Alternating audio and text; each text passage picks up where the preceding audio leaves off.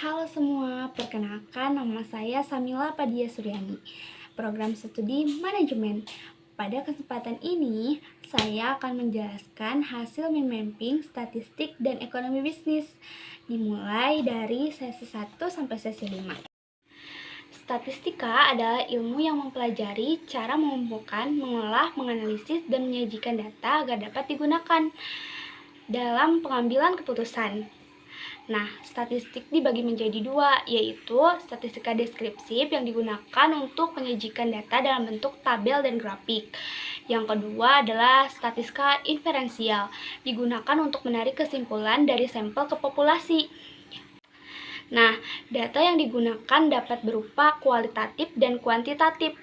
Dalam bidang manajemen, statistika sering digunakan untuk menganalisis penjualan dan jumlah pelanggan.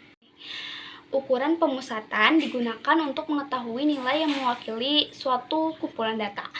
Ukuran pemusatan terdiri dari mean, median, dan modus. Nah, mean memiliki rumus X bar sama dengan sigma X dibagi N. Rumus ini digunakan untuk mencari nilai rata-rata data. Nah, kemudian yang kedua ada median, yaitu nilai tengah setelah data diurutkan. Sedangkan modus adalah nilai yang paling sering muncul. Nah, ketiga ukuran ini membantu kita mengetahui pusat atau kecenderungan suatu data.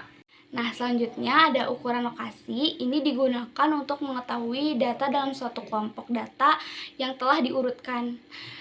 Yang pertama ada kuartil. Ini membagi data menjadi 4 bagian. Yang kedua ada desil, membagi data menjadi 10 bagian. Yang ketiga ada persentil, ini membagi data menjadi 100 bagian. Nah, ukuran lokasi biasanya digunakan untuk menentukan peringkat siswa, ranking karyawan, maupun posisi penjualan suatu cabang perusahaan. Lanjut, kita ke ukuran penyebaran, di mana digunakan untuk mengetahui tingkat keragaman data. Range memiliki rumus R sama dengan nilai maksimum dikurangi nilai minimum. Rumus ini digunakan untuk mengetahui rentang data. Nah, kemudian ada variance yang dimana memiliki rumus sigma kuadrat sama dengan sigma dari X dikurangi X bar kuadrat dibagi N. Variance biasanya digunakan untuk mengukur penyebaran data dari rata-ratanya. Kemudian ada standar deviasi, ini memiliki rumus sigma sama dengan akar dari varians. Semakin besar standar deviasi, semakin menyebar data tersebut. Kemudian yang terakhir ada koefisien variasi, memiliki rumus standar deviasi dibagi mean dikali 100%. Rumus ini digunakan untuk membandingkan keragaman dua kelompok data. Yang terakhir di sesi 5 yaitu skewness atau kemencengan digunakan untuk melihat arah distribusi data. Rumusnya skewness sama dengan mean dikurangi modus dibagi standar deviasi. Nah, jika distribusi miring ke kanan disebut skewness positif. Jika miring ke kiri disebut skewness negatif. Jika seimbang disebut distribusi simetris. Nah, sedangkan kurtosis digunakan untuk melihat tingkat keruncingan distribusi data.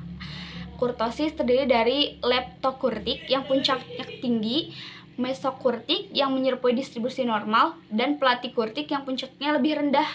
Nah, dalam bidang manajemen, statistik memiliki banyak manfaat. Statistik dapat digunakan untuk menganalisis penjualan perusahaan, mengetahui jumlah pelanggan, menentukan ranking karyawan berdasarkan kinerja, serta mengevaluasi performa sistem atau aplikasi. Dengan adanya statistika, kepuasan dapat diambil berdasarkan data yang lebih akurat. Nah, dari kelima konsep ini saling berkaitan. Analisis dimulai dari pengumpulan dan penyajian data, setelah itu dicari nilai pusatnya menggunakan ukuran pemusatan, kemudian ditentukan posisi datanya melalui ukuran lokasi. Selanjutnya dianalisis tingkat keragamannya menggunakan ukuran penyebaran. Terakhir, bentuk distribusi data dianalisis melalui skewness dan kurtosis, sehingga dapat membantu proses pengambilan keputusan.